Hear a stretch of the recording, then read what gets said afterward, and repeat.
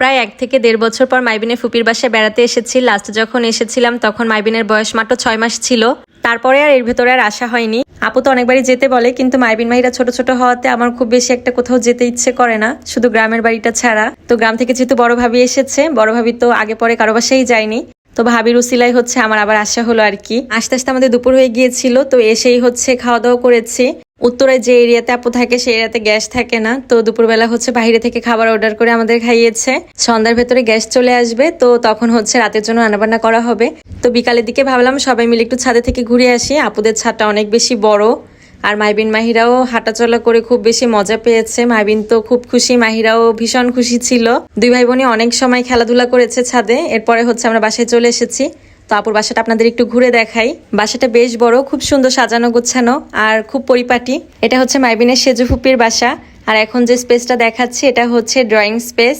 সব রুমেই হচ্ছে পর্যাপ্ত ফার্নিচার দেওয়ার পরেও কিন্তু বেশ খোলামেলা বাসাটা, কারণ বাসাটা অনেক বড় আর কি। মাইবিন মাহিরা তো খোলামেলা বাসা পেয়ে আমি যেই রুমে রুমে গিয়েছি ভিডিও করতে, ওরাও আমার সাথে সাথে দৌড় দিয়েছে।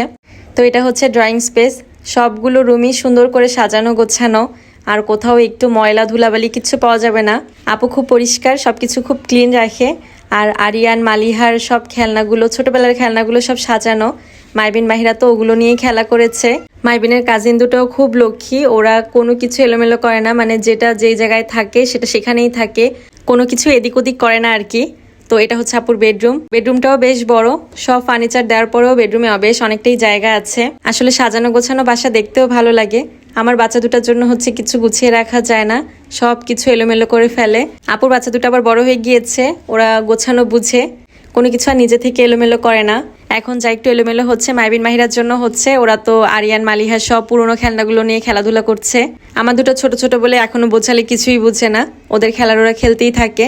তো এটা হচ্ছে কিচেন। কিচেনটাও বেশ বড়। এখানে হচ্ছে মাংস রেডি করে রাখা হয়েছে, রাতের বেলা রান্না করা হবে। তালের পিঠা ভাজা হয়েছে, আমাদের এলাকায় বা তালের পিঠাটা খুব বেশি খাওয়া হয় এই কারণে। আর এরপরে হচ্ছে আপনাদের আরিয়ানের রুমটা দেখাই, মানে মাইবিনের কাজিনের রুমটা। সব রুমের ভেতরে আরিয়ানের রুমটা একটু ছোট। আরিয়ানের রুমের এই পাশের এই দোলনাটা খুব বেশি ভালো লাগে।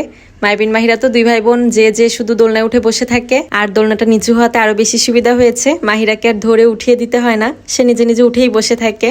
আর এই রুমটা হচ্ছে মালিহার রুম, মানে আপুর মেয়ের রুম। এই রুমটা ফাঁকাই থাকে, কারণ মালিহা হচ্ছে ক্যাডেটে পড়ে। তো দেখা যায় যে ও 2-3 মাস পর একবার আসে, তো ও রুমটা হচ্ছে ফাঁকাই পড়ে থাকে। আর আমরা আসার পরে ও রুমটাতেই থেকেছিলাম। তো পুরো বাসাটাই মোটামুটি আপনাদের ঘুরিয়ে দেখেছি, কেমন লাগলো অবশ্যই কমেন্ট করে জানাবেন।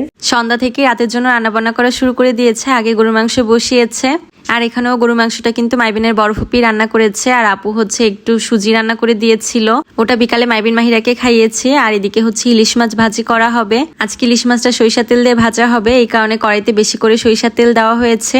আর এরপরে মাছগুলো দিয়ে দেওয়া হয়েছে। সরিষা তেল বেশি দেওয়া হয়েছে কারণ এরপরে কিন্তু আমরা তেলগুলো উঠিয়ে রাখবো। আর এই তেল দিয়ে ভাত খেতে কিন্তু খুব মজা লাগে, আপনারা যারা খেয়েছেন তারা নিশ্চয়ই জানেন। মাছগুলো ভালো করে ভেজে নিয়েছি। ইলিশ মাছ কিন্তু একদম কড়া করে ভাজার প্রয়োজন হয় না, একটু কম ভাজলেও খেতে ভালোই লাগে। তো বাকি যে মাছগুলো ছিল সেগুলো এখন দিয়ে দিচ্ছি। পাশের চুলায় কিন্তু গরু মাংস রান্না করা হচ্ছে, মাংসে পানি দেওয়া হয়েছে, ঝোলটা শুকিয়ে আসলে রান্না হয়ে যাবে। আর আগেই হচ্ছে ডাল রান্না করে নেওয়া হয়েছে। তো একে একে সব মাছগুলো ভেজে নেওয়া শেষ। আর এখন হচ্ছে লাস্টে কিছু পেঁয়াজ ভেজে নিব, কারণ আমরা হচ্ছে মাছ ভাজার সাথে পেঁয়াজ মরিচ ভাজাটা খেতে পছন্দ করি তাই। আর এদিকে আপু সন্ধ্যার নাস্তার জন্য মোগলাই বানাচ্ছিল। আর এই তো মাংস রান্না কিন্তু অনেকটা হয়ে এসেছে। লাস্টে কিন্তু পেঁয়াজ বেরেস্তা আর ভাজা জিরার গুঁড়া দিয়ে কিন্তু এখন নামিয়ে ফেলা হবে। আপুর মাশাআল্লাহ অনেক গুণ, অনেক কিছুই রান্না করতে পারে। তো মোগলাই বানানোটা একটু দেখাই। আগে হচ্ছে পরোটাটা বেলে নিয়েছে, এরপর দুটো ডিম পেঁয়াজ মরিচ আর লবণ দিয়ে একটু ফেটে তারপর কিন্তু পরোটার উপর দিয়ে দিয়েছে। আর এখন সুন্দর করে তেলে দিয়ে দিয়েছে। এক সাইড কিছুক্ষণ ভাজার পরে অন্য সাইড উল্টে দিয়েছে। দেখেন কি সুন্দর হয়েছে না? খেতেও কিন্তু অনেক বেশি মজা হয়েছিল।